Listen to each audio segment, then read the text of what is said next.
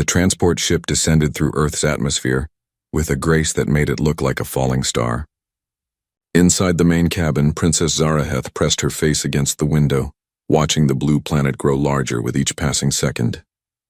Her skin shimmered with a soft violet hue, and her eyes held three distinct colors that swirled like galaxies. She had never been to Earth before, and her heart beat faster than usual. "Your Highness, please return to your seat," said her guard, a stern Velaran warrior named Cross. "We will land in 5 minutes." Zaraheth nodded and sat down, smoothing her formal robes. She was 24 years old by human standards, though her people measured time differently. This trip to Earth was supposed to strengthen the bonds between humanity and the Valoran Empire. Her father, Emperor Theron, had chosen her personally for this mission. He trusted her to represent their people with dignity and wisdom. The ship landed at the lunar colony first, a massive settlement built into the gray surface of Earth's moon. Zaraheth stepped out into the docking bay, surrounded by her guards and attendants. A group of humans waited to greet her, all dressed in formal uniforms. Among them stood a young man with sandy brown hair and bright green eyes. He wore a simple engineer's jumpsuit which seemed out of place among all the formal clothing. "Welcome, Princess Zaraheth," said Commander Helen Brooks, the leader of the lunar colony. She was a tall woman with short black hair and a warm smile. "We are honored to have you here. This is our engineering team. They will be working with your scientists on the fusion drive project." The young man in the jumpsuit stepped forward and extended his hand. "Jake Morrison, Your Highness. I'm the lead engineer on the human side of the project." Zaraheth looked at his hand, then carefully took it. Humans had this strange custom of shaking hands, which her tutors had taught her about. Jake's hand was warm and rough with calluses. His smile was genuine, not the fake political smile she saw so often at court. "It is nice to meet you, Engineer Morrison," she said in careful English. She had studied the language for months, but speaking it still felt awkward on her tongue. "Just Jake is fine," he said with a grin. "We don't stand much on ceremony out here in the engineering bays." Cross stepped forward, his hand moving to his weapon. "You will address the princess with proper respect, human." Jake's smile faded and he stepped back. Zaraheth felt a flash of annoyance at her guard. "It is acceptable," she said firmly. "I wish to learn human customs. If Engineer Morrison says this is normal, then I will accept it." Over the next few weeks, Zaraheth spent most of her time in the engineering laboratories. The fusion drive project was ambitious, attempting to combine Valoran energy manipulation technology with human mechanical engineering. Jake was always there, explaining things in simple terms, showing her how the systems worked. He never talked down to her or treated her like she was fragile. He simply treated her like another engineer, another person who wanted to understand. One night, Zaraheth found herself unable to sleep. The lunar colony never truly rested, and she wandered the corridors until she found herself at the observation deck. Jake was there, sitting alone and staring out at Earth. "Can't sleep either?" he asked without turning around. "How did you know it was me?" Zaraheth asked, sitting down beside him. "Your guards make a lot of noise," Jake said with a slight smile. "They're trying to be quiet, but their armor clinks." Zaraheth glanced back and saw Cross and another guard standing at the doorway watching. She sighed. "They never leave me alone. Not since I was a child." "That must be hard," Jake said. "Never having privacy, never being able to just be yourself." "It is the price of being royalty," Zaraheth said, but her voice was sad. "What about you? Why are you here so late?" Jake shrugged. "I like looking at Earth, reminds me why I do this work. All those people down there living their lives. The things we build here might help them someday, might help everyone, human and Velaran alike." They sat in silence for a while, watching the planet turn slowly below them. Zaraheth felt something she had never experienced before, a sense of peace and connection with someone outside her own species. Jake didn't want anything from her. He didn't care about her title or her father's power. He just saw her as Zaraheth. The weeks turned into months. The project progressed well, and Zaraheth found herself spending more and more time with Jake. They would work side by side in the labs, discussing theories and testing prototypes. They would eat meals together in the cafeteria, sharing stories about their different worlds. Jake told her about growing up in a small town in Montana, about fishing in cold streams and camping under the stars. Zaraheth told him about the crystal palaces of her homeworld, about the singing forests and the twin moons that danced in the sky. Commander Helen Brooks noticed the friendship growing between them. She mentioned it to Zaraeth one day, her tone careful and diplomatic. "You and Jake seem to have become close," she said. "He is a good person," Zaraeth replied. "He helps me understand humanity better." Helen nodded slowly. "Just be careful, Your Highness. Your father might not understand, and there are people on both sides who wouldn't approve of a princess becoming too friendly with a common engineer." Zaraeth felt anger rise in her chest. "Jake is not common. He is brilliant and kind. His worth is not measured by his birth." "I agree," Helen said gently, "but not everyone thinks the way we do." The warning came too late. Zaraeth had already fallen in love with Jake Morrison, though she hadn't admitted it to herself yet. Jake felt the same way, though he tried to hide it. He knew that a relationship between them was impossible. She was a princess, daughter of an emperor who ruled 1,000 worlds. He was just a human engineer who had gotten lucky in his career. Everything changed on a cold morning when a priority message arrived from the Valoran Empire. Emperor Theron was recalling his daughter immediately. There was a political crisis at home, and he needed all members of the royal family present. Zaraeth had one day to prepare for departure. She found Jake in the main engineering bay, working on the fusion core. When he saw her face, he put down his tools. "What's wrong?" "I have to leave," Zaraeth said, and her voice cracked. "Tomorrow. My father has recalled me." Jake stood there covered in grease and metal shavings, and his face went pale. "When will you come back?" "I don't know. Maybe never. When there are political problems, they can last for years. My father will want me to marry someone from another noble house to strengthen alliances." Tears began to fall from her eyes, a shimmering violet color that matched her skin. "Jake, I don't want to go. I don't want to leave you." Jake looked around the bay. They were alone for once, her guards waiting outside. He took her hands in his. "Then don't go. Stay here with me." "I can't," Zaraeth whispered. "My duty, my family, my people." "What about what you want?" Jake asked. "What about your happiness?" "Zara, I love you. I've loved you for months. I know it's crazy. I know it's impossible, but I don't care about any of that. I just know that losing you would break something inside me." Zaraeth looked into his green eyes and saw her own feelings reflected back at her. "I love you too," she said. "But what can we do? Our worlds would never accept us together." Jake was quiet for a long moment. Then he said something that would change both their lives forever. "There are places in the galaxy where no one from Earth or the Valoran Empire ever goes. Neutral zones, unexplored systems. We could disappear. Just vanish. They would search for a while, but eventually they would give up." "You're talking about running away," Zaraeth said, shocked. "Abandoning everything." "I'm talking about choosing each other over everything else," Jake corrected. "I'm talking about being free. Zara, in 12 hours you're going to get on that ship and leave, and I'm never going to see you again. So I'm asking you now, do you want to spend the rest of your life doing what everyone expects, or do you want to take a chance on something real?" Zaraeth thought about her father, stern and proud. She thought about her mother, gentle but bound by tradition. She thought about the endless ceremonies and political games that awaited her. Then she thought about Jake, about his laugh and his kindness, about the way he made her feel like a person instead of a princess. "How would we even do it?" she asked. Jake's eyes lit up. "There's a small exploration ship in Bay 7. It's fueled and ready for a long-range survey mission. It's not supposed to launch for another week. If we could get to it tonight, we could be gone before anyone realizes what happened." "This is insane," Zaraeth said, but she was smiling through her tears. "Completely insane," Jake agreed. "So what do you say, Your Highness?" "Want to run away with me?" Zaraeth took a deep breath. She thought about every lesson she had been taught about duty and responsibility. Then she threw all of those lessons away. "Yes," she said. "Let's go." That night, while the lunar colony slept, two figures made their way through the quiet corridors.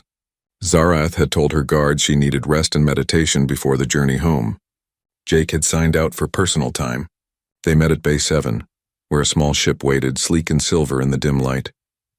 "I programmed the autopilot with coordinates for a system 18 months away," Jake whispered as they climbed aboard. "Once we're there, we can decide what to do next." "No turning back?" Zaraeth asked. 5 years had passed since the night Princess Zaraeth and Jake Morrison disappeared into the vastness of space. Admiral Peter Grant sat in his office on Earth, staring at the file that had consumed half a decade of his life. The search had been exhaustive, covering hundreds of star systems, questioning thousands of witnesses, following every possible lead. Now it was ending with nothing but failure. "We've done everything we could," said Captain Lisa Yang, his second in command. She stood by the window, watching ships come and go from Earth's orbital stations. "Sometimes people just don't want to be found." Peter rubbed his tired eyes. He had aged 10 years and 5, the stress of the search etched into every line on his face. "The princess's father will never forgive us. Hell, I'll never forgive myself." "You can't search forever," Lisa said gently. The council made their decision. After 5 years with no trace, no signal, no evidence of life, they're declaring them legally dead. The case is closed. Peter stood and walked to his wall, where a map of the galaxy glowed with hundreds of red markers showing where they had searched. So much space, so many places to hide. "What do you think happened to them?" Lisa was quiet for a moment. "I think they found somewhere quiet and they're living their lives. I think Morrison was smart enough to stay hidden, and the princess was brave enough to give up everything for him. Part of me hopes they're happy wherever they are." "Don't let Emperor Theron hear you say that," Peter warned. "He still considers it kidnapping." The conversation on the Valoran homeworld was much different. Emperor Theron stood in his throne room, a massive hall of crystal and light. The message from Earth hung in the air before him, projected in glowing letters. They were giving up. They were declaring his daughter dead. "Unacceptable," he roared, and the crystal walls amplified his voice until it shook the entire palace. "They stole my daughter and now they abandon the search?" Lady Seraphine, the Empress, stood nearby. She was a tall, elegant woman with the same violet skin as her daughter, though age had added silver streaks to her natural coloring. "They did not steal her, Theron. You know this. The security recording showed she left willingly." "She was manipulated," Theron insisted, but his voice lacked conviction. "That human engineer poisoned her mind against us, against her duty." "She fell in love," Seraphine said softly. "Something we did ourselves once, if you remember." Theron turned to look at his wife, and some of the anger drained from his face. "That was different. We were both Valoran, both royal. There was no conflict." "There was every conflict," Seraphine reminded him. "Your family and mine had been enemies for 3 generations. Our marriage was scandalous. People said it would never work, that we would destroy each other." She walked to him and placed a hand on his arm. "But we chose love over politics. How is what Zaraeth did any different?" "Because she abandoned her people," Theron said, but his voice broke. "She left me, Seraphine. Our daughter chose a stranger over her own family. She chose happiness," the Empress said, "and perhaps she knew that we would never have allowed it. You would have forbidden the relationship. You would have sent her away, married her off to some noble you chose. Can you honestly say otherwise?" Theron could not answer. Deep in his heart, he knew his wife was right. If Zaraeth had come to him and asked permission to marry a human engineer, he would have refused without hesitation. The scandal alone would have been devastating, and so his daughter had taken the only option she saw available. She had run. "I miss her," he admitted quietly, and for the first time in 5 years, tears fell from his eyes. "Every day I wake up and hope for news. Every night I dream she will return. Now they tell me she is dead and I am supposed to accept it." Seraphine held her husband as he wept. "She may yet return," she whispered. "I feel it in my heart. Our daughter is alive, and one day she will come home." In the Valoran council chambers, the debate raged on. Council Elder Vorn, an ancient Valoran who had served the Empire for centuries, stood before the assembled nobles. "The alliance with humanity has suffered greatly from this incident," he said. "Trade has decreased by 40%. Cultural exchanges have nearly stopped. There is mistrust on both sides." "Because the humans let the princess be stolen," argued Lord Karn, a hot-headed young noble. "They failed to protect her." "She was not stolen," Vorn said wearily. He had made this argument dozens of times. The security footage is clear. Princess Zaraeth and Engineer Morrison planned their escape together. She went willingly. "Then she betrayed us," Karn said. "And the human corrupted her." "Enough," commanded a new voice. Princess Lyria, Zaraeth's younger sister, stepped into the center of the chamber. She was 19 now, old enough to attend council meetings. She had her sister's violet skin but her father's stern expression. "My sister made her choice," Whether we agree with it or not, it was her choice. Continuing to blame humanity for this will only damage our empire further. You would forgive them? Karn asked, shocked. I would move forward, Lyria said. My father drowns in grief. My mother holds on to impossible hope. Our people suffer because trade has collapsed. And for what? Because my sister fell in love with someone we didn't approve of. She looked around the chamber, meeting the eyes of each noble. I loved my sister. I miss her every day. But I will not let her absence destroy everything our empire has built. The council was silent. Finally, Elder Vorn spoke. The princess speaks wisdom beyond her years. I propose we send new ambassadors to Earth. Begin rebuilding what was broken. The vote was close, but it passed. Slowly, carefully, the Valoran Empire and humanity began to repair their relationship, but the wound was deep and trust was hard to rebuild. Admiral Peter Grant retired 6 months later, the failure of the search weighing too heavily on his conscience. Emperor Theron stopped attending public ceremonies, his grief making him a shadow of the strong ruler he had once been. Only Empress Seraphine kept hope alive, praying each night to the old gods that her daughter would return. They could not have known that their prayers would be answered, though not for 7 more years. They could not have imagined where Zara-Eth and Jake had gone, or what they had built together in the darkness between the stars. The small ship had traveled for 18 months before finding what Jake and Zara-Eth were looking for. The system was unremarkable, not catalogued by either human or Valoran explorers. It contained a single yellow star and 6 planets, one of which was habitable. The 4th planet had breathable air, liquid water, and temperate zones perfect for settlement. It also had a small moon that orbited close enough to provide beautiful night skies. Jake and Zara-Eth landed their ship on that moon and began to build a life. The moon had been terraformed long ago by some ancient civilization, then abandoned. There were ruins scattered across the surface, buildings of strange design that had crumbled with age. But there was also soil and water, plants and small animals. It was a world waiting for someone to call it home. We can grow food here, Jake said, examining the soil. The ship has equipment for basic farming, and there's a freshwater spring just beyond those trees. Zara-Eth looked around at the alien landscape, so different from either Earth or her homeworld. It's beautiful, she said softly, and it's ours. No guards, no protocols, no one to answer to but each other. They worked hard those first few years, turning the ruins of an ancient building into a home. Jake used his engineering skills to set up power generators and water filtration systems. Zara-Eth used her knowledge of Valoran agriculture to create gardens that could thrive in the moon's unique environment. They learned to hunt the small creatures that lived in the forests, to preserve food for the long winters, to repair equipment when it broke down. It was a hard life, but it was theirs. They woke each morning to the sound of wind through alien trees. They spent their days working side by side, building and creating. And each night they would sit together and watch the massive planet they orbited rise over the horizon, painting the sky in shades of blue and green. 2 years after they arrived, Zara-Eth discovered she was pregnant. The news terrified them both. They had no medical equipment, no doctors, no idea if a human and Valoran could even produce children together. But 9 months later, after a difficult labor that Jake helped her through with shaking hands and whispered prayers, 2 babies were born, a boy and a girl, twins who seemed to be a perfect blend of both species. The boy had Jake's green eyes but Zara-Eth's violet-tinted skin. The girl had Zara-Eth's 3-colored eyes but Jake's sandy brown hair. They were beautiful and strange, unique in all the galaxy. Jake and Zara-Eth named them Lucas and Maya. 5 more years passed on the quiet moon. Lucas and Maya grew quickly, showing signs of both human and Valoran traits.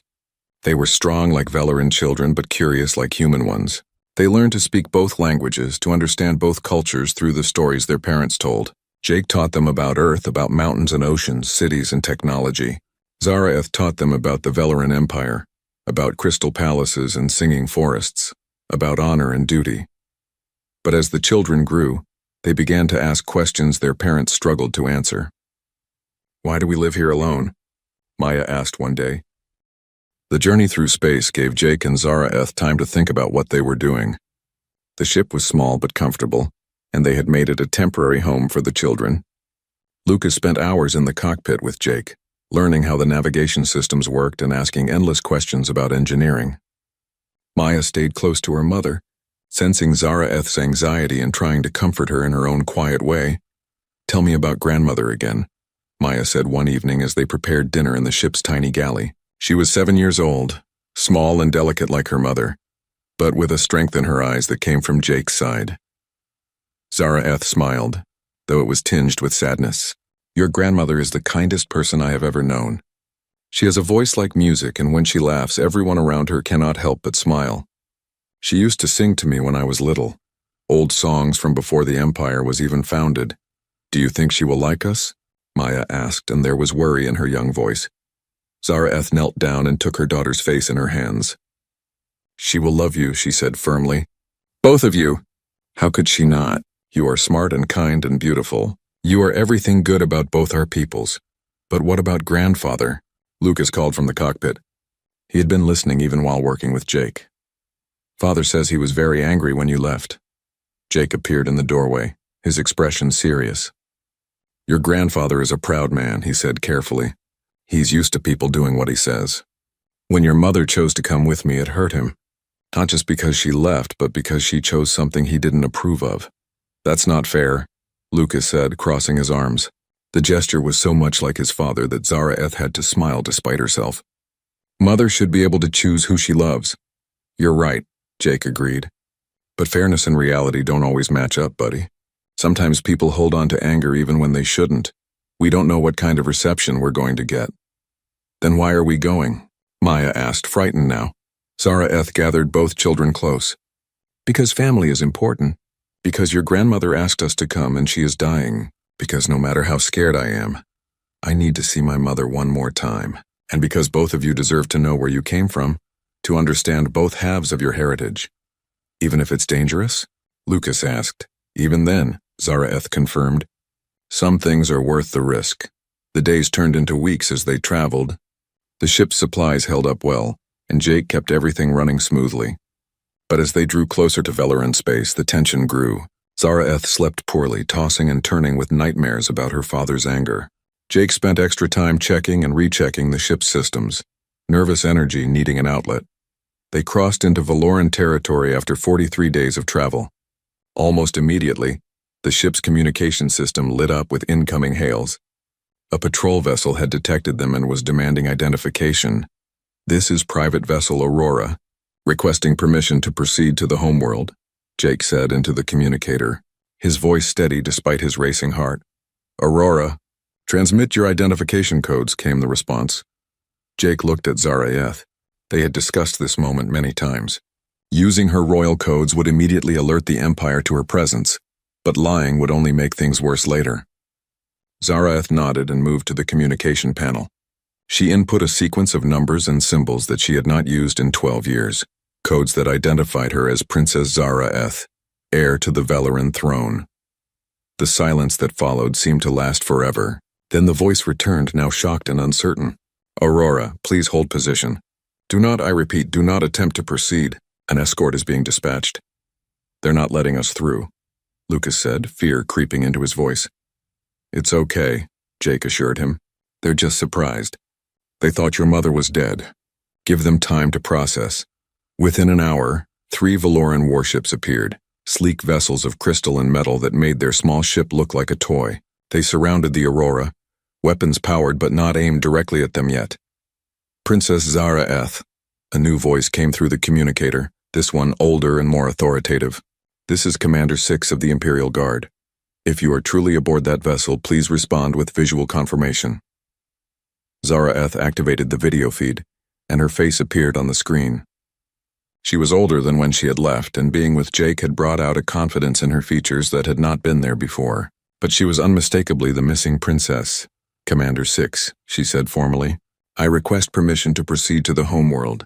I understand I have much to answer for, but I have received word that my mother is dying. Please let me see her." The commander's face on the screen showed pure shock. For a moment he could not speak. Then he gathered himself. "Your Highness, I must inform you that there will be consequences for your actions 12 years ago. However, the Empress has indeed been asking for you. We will escort you to the homeworld under guard.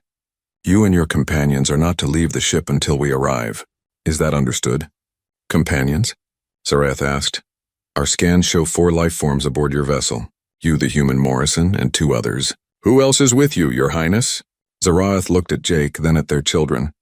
Maya had come to stand beside her mother while Lucas held his father's hand. This was it, the moment when the galaxy would learn about them. My family, Commander, she said simply. My husband and our children. The silence that followed was deafening. Finally, Commander Six spoke, his voice carefully controlled. Understood, Your Highness. We will escort you to the homeworld. Please follow our lead ship and do not deviate from the flight path. I must warn you that Emperor Theron has been notified of your arrival. He is not pleased. The 3 warships formed up around the Aurora, and together they proceeded toward the Valoran homeworld. Inside the small ship, Jake and Zaraeth tried to stay calm for the children's sake, but both knew that the real challenge was just beginning. The Valoran homeworld grew larger in the view screen, a beautiful planet of purple oceans and silver continents, wrapped in rings of crystalline debris that caught the sunlight and scattered it in rainbow colors. Lucas and Maya pressed their faces to the window, seeing for the first time the world their mother came from. It's beautiful, Maya breathed. It's home, Zaraeth said softly, though after 12 years away, she was not sure if that was still true. They landed at the Royal Spaceport, a massive facility carved into the side of a crystal mountain. Armed guards surrounded the Aurora the moment it touched down. Commander Six himself came to meet them, flanked by a dozen soldiers in ceremonial armor. Jake opened the ship's door and stepped out first, putting himself between any danger and his family. The Valoran guards tensed, hands moving to their weapons. Jake raised his hand slowly, showing he was unarmed. Engineer Morrison, Commander Six said, and his voice was cold. You are under arrest for the abduction of Princess Zaraeth. He did not abduct me, Zaraeth said, stepping out behind Jake. The sight of her, after 12 years, made several of the guards gasp. She was older now, with silver beginning to show in her violet skin, but she carried herself with a regal bearing that commanded respect. I left willingly. If anyone is to be arrested, it should be me for abandoning my duties. That will be for the Emperor to decide, Six said. Then his eyes moved past Jake and Zaraeth to the 2 small figures emerging from the ship. Lucas and Maya stepped into the light of the Valoran sun for the first time, and the guards stared in shock. The children were clearly not fully human, or fully Valoran. Lucas had his father's human build, but his skin held a faint violet tint. Maya's eyes swirled with 3 colors like a true Valoran, but her hair was human. They were something new. Something that should not exist according to everything the Valorans believed about their species. By the old gods, one of the guards whispered. What are they? They are my grandchildren, said a voice from behind the guards, and everyone turned to see Empress Seraphine standing there, leaning heavily on a walking staff. She looked frail. Her skin faded to a pale lavender, but her eyes were bright with tears. They are the future. Mother, Zaraeth cried and ran to her. Seraphine opened her arms and held her daughter tight, both of them weeping. The guards stood uncertain, not sure what to do. Commander Six looked torn between duty and compassion. After a long moment, Seraphine pulled back and looked at her daughter's face. Let me see them, she said. Let me see my grandchildren.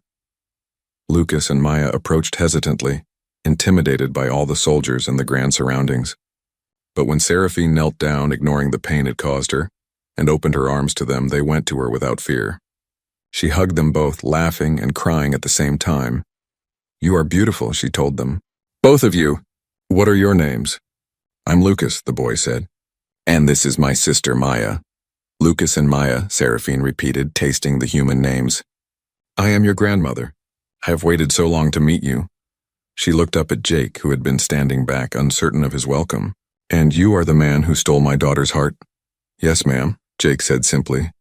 I'm sorry for the pain we caused, but I love Zaraeth. I have from the first moment I met her. Emperor Theron stood alone in his private chamber, staring at the report in his hands. The words seemed impossible, yet they were confirmed by multiple sources. His daughter had returned. Not just returned, but brought with her the human who had taken her away and 2 children. Children who were half human, half Valoran, an abomination by the standards of the old laws. He threw the report across the room and it scattered into glowing fragments that faded in the air. 12 years. 12 years of grief and anger, of wondering if she was alive or dead, of hoping and dreading in equal measure. And now she walked through his palace as if nothing had changed, as if she had not torn his heart from his chest and disappeared into the void. There was a soft knock at his door. "Leave me," he commanded. "I will not," came his wife's voice, and Seraphine entered despite his order. She looked exhausted, her illness clear in every movement, but her eyes were fierce. "You will see them, Theron, today." "I will not," he said, turning away from her. She made her choice 12 years ago. She chose that human over her family, over her duty, over everything I taught her. She chose love, Seraphine said, moving closer. Each step cost her, but she would not show weakness now, just as we once did. Or have you forgotten? Your family wanted you to marry the daughter of the Western houses. My family expected me to refuse your suit, but we chose each other anyway. That was different, Theron roared, spinning to face her. We were both Valoran. Both royal! Our union strengthened the Empire. Our union nearly started a civil war, Seraphine reminded him quietly. And it took 10 years for our families to forgive us. The only difference between us and Zareth is that we were lucky enough to have each other's species in common. Theron's anger deflated slightly. He sank into a chair, suddenly looking every one of his centuries. I cannot face her, Seraphine. I cannot look at her and not see the years we lost. The grandchildren I should have watched grow. The betrayal. Then do not look at the years lost, his wife said, kneeling beside his chair despite the pain it caused. Look at the years we might still have. I am dying, my love. The physicians give me weeks, perhaps months. I want to spend that time with our daughter and our grandchildren. Please, Theron, do not let your pride cost us this chance. The Emperor looked at his wife, really looked at her, and saw how frail she had become. His anger, which had sustained him for so long, crumbled in the face of his fear of losing her. You ask too much, he whispered. I ask for what we both need, Seraphine said. See them, Theron. Meet your grandchildren, and then decide if your anger is worth holding on to. In the East Wing, Jake paced the room like a caged animal. They had been in the palace for 3 days, and the Emperor had not sent for them. Zareth spent most of her time with her mother, who grew weaker each day. The children explored the palace gardens with Lyria, Zareth's younger sister, who had been surprisingly welcoming. He's never going to see us, Jake said, running a hand through his hair. He's going to keep us here as prisoners or worse. My father is stubborn, Zareth admitted. She sat by the window watching the sunset paint the crystal towers in shades of gold and purple. But he is not cruel. He will come around in time. Do we have time? Jake asked. Your mother... I know, Zareth said, and her voice broke. I can see it in her eyes. She is saying goodbye every time we speak. I thought I had more time. Jake sat beside her and pulled her close. I'm sorry. I know this is hard. I chose this, Zareth said. I chose you, chose our life together. I have no regrets about that. But I wish I could have found a way to have both. My family and my love. The door burst open and Princess Lyria entered, slightly out of breath. She was a striking young woman, serious and dedicated where Zareth had been curious and playful. But there was kindness in her eyes as she looked at her older sister. Father has agreed to see you. All of you. In 1 hour in the throne room. Zareth stood quickly, her face pale. So soon? Mother convinced him, Lyria said. She does not have much time left, sister.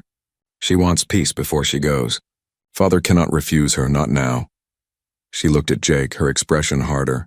He will not be welcoming, human. Be prepared for that. I'm prepared for whatever comes, Jake said steadily, as long as we face it together.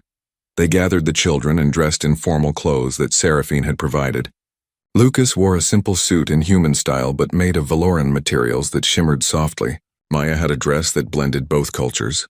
Comfortable enough for a child but elegant enough for court. Jake wore his best clothes, though he knew he would look plain next to the Valoran nobility. Zareth dressed in traditional royal robes, the same style she had worn 12 years ago, though they had been altered to fit her now.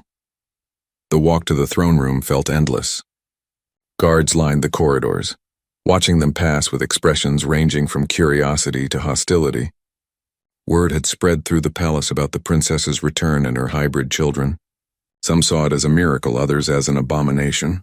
The empire was divided just as it had been when she left.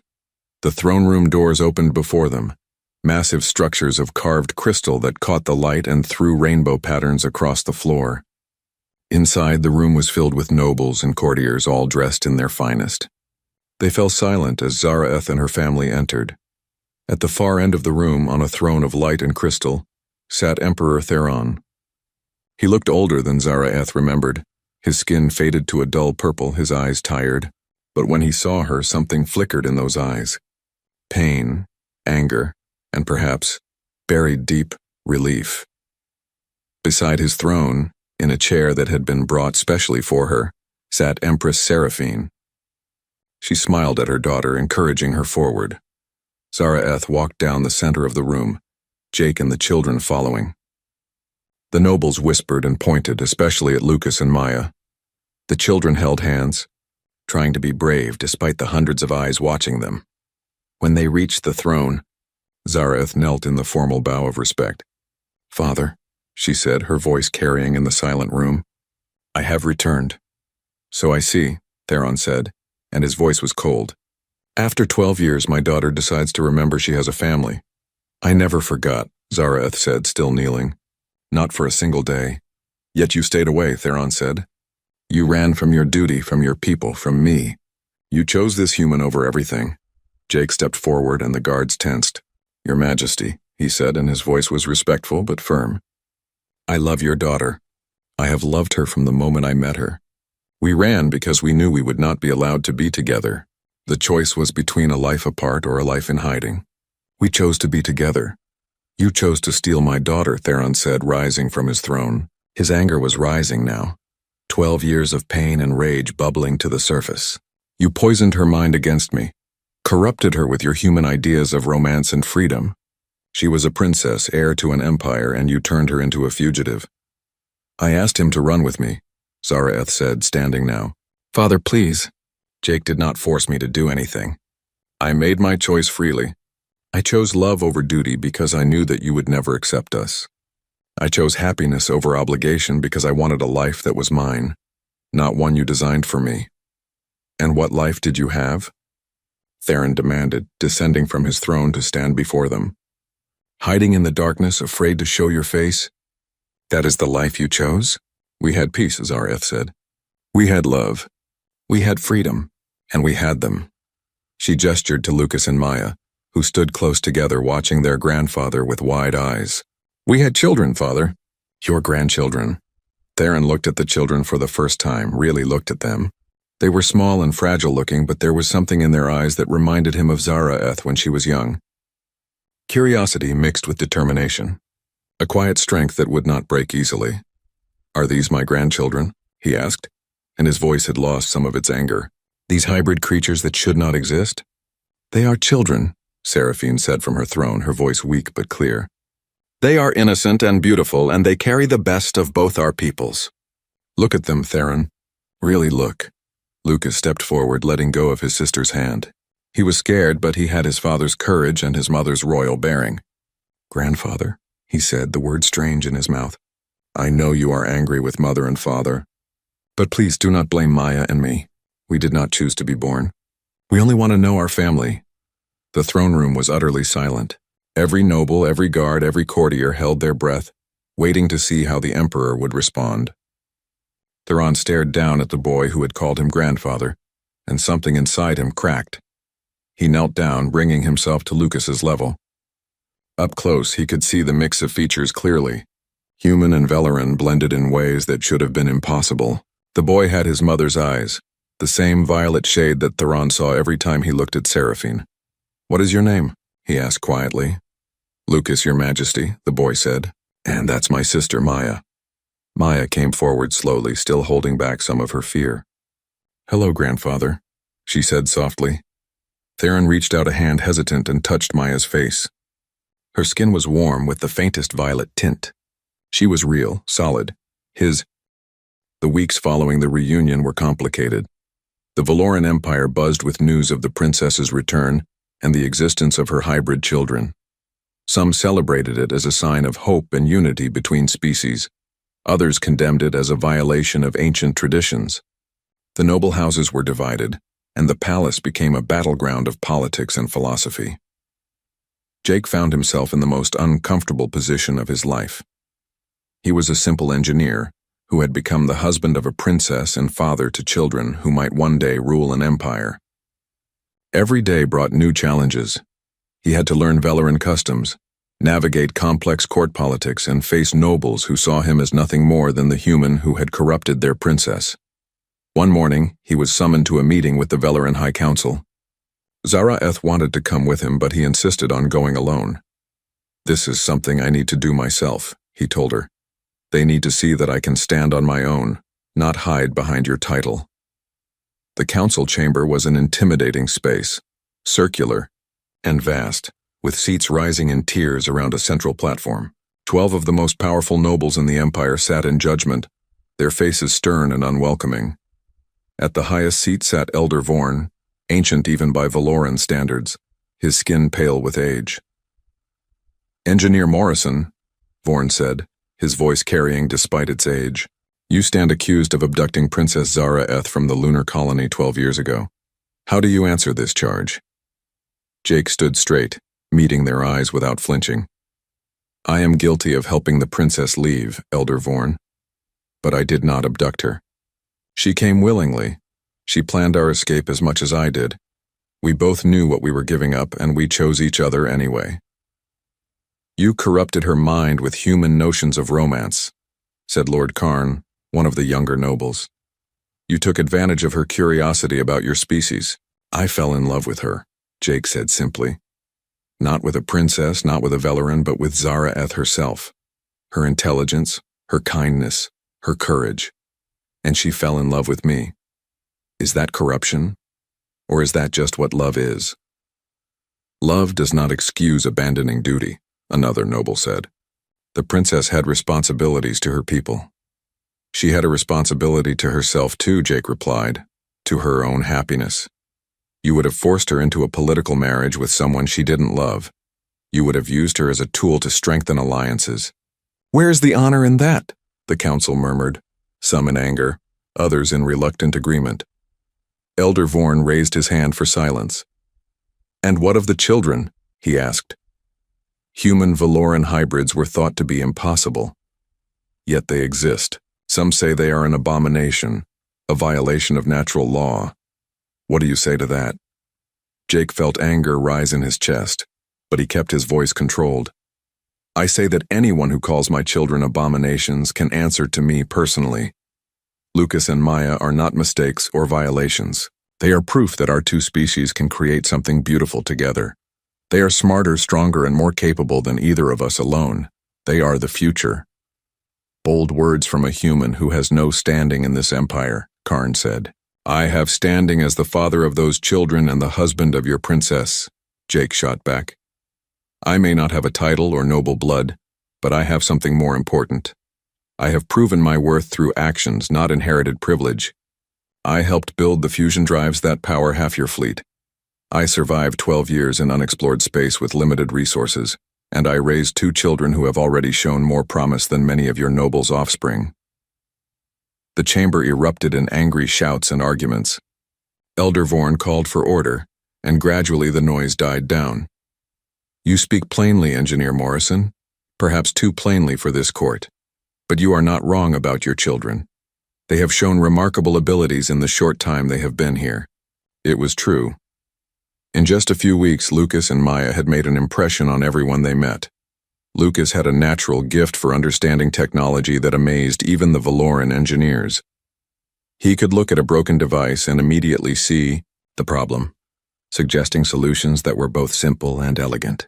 Maya had inherited her mother's diplomatic skills and her father's emotional intelligence. She could sense the mood of a room and adjust her behavior to put people at ease. She had already charmed several of the most conservative nobles, simply by being genuinely interested in their stories and traditions. The discussion in the council chamber continued for hours. Jake answered their questions as honestly as he could, never backing down or apologizing for loving Zara'eth.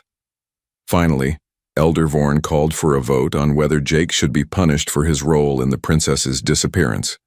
The vote was close. 7 nobles voted for punishment. 5 voted for forgiveness. But Elder Vorn had the deciding vote as head of the council.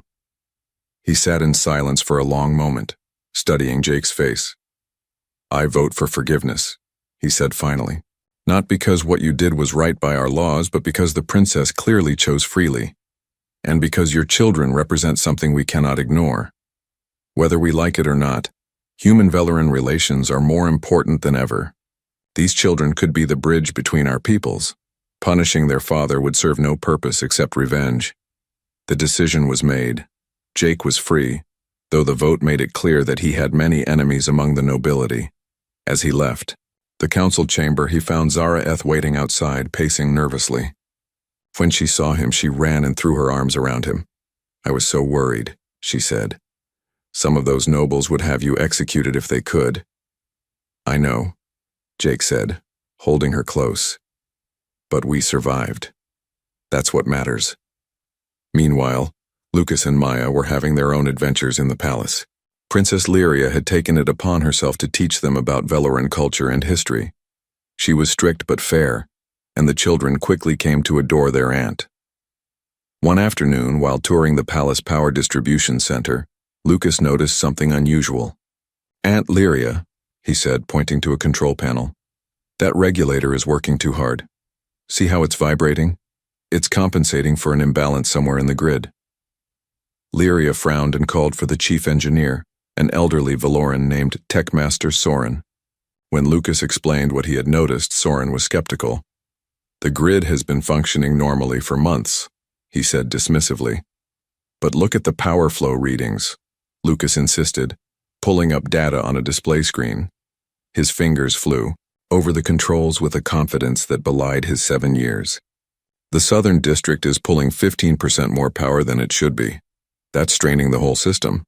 Soren examined the data, his skepticism turning to surprise. The boy is right, he admitted.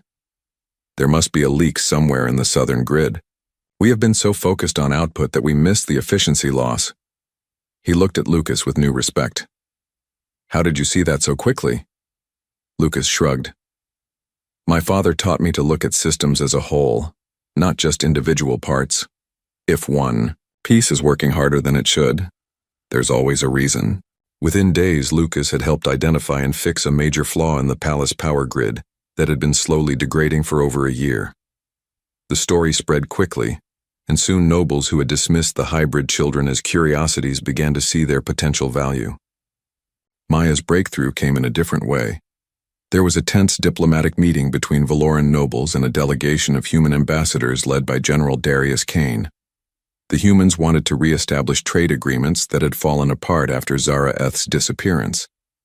The Valorans were reluctant, still bitter about the perceived insult to their princess. The meeting was going badly. Both sides dug into their positions when Maya wandered into the room. She had been playing in the gardens and came looking for her mother. Not realizing she was interrupting an important negotiation. I'm sorry, she said, seeing all the stern faces.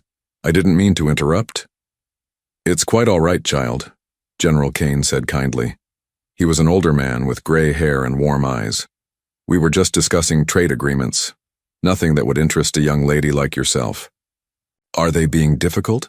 Maya asked, pointing at the Valoran nobles. My father says that when people are difficult, it's usually because they're scared or hurt, not because they're mean. The room went very quiet. One of the Valoran nobles, Lady Senna, stiffened. We are not being difficult, child. We are protecting our interests. Why are you scared? Maya asked with the innocent directness of a child. The humans seem nice. General Kane has kind eyes. Lady Senna opened her mouth to respond, then paused. The child's words had cut through all the diplomatic language to the truth underneath. The Valorans were scared. Scared that working with humans again would lead to more pain, more loss. They had trusted humanity once, and a princess had vanished. You're right, Senna said slowly, and her admission shocked everyone in the room. We are scared. 12 years ago, we sent our princess to Earth in friendship, and she disappeared. It felt like a betrayal, even though we now know it wasn't. That fear has poisoned our relationship. General Kane leaned forward. And we've been hurt too. We searched for 5 years, spent enormous resources, and found nothing. We felt like we'd failed you, and that made us defensive. Neither side has been honest about how much pain this caused. Maya smiled, pleased to have helped. My grandmother says that the first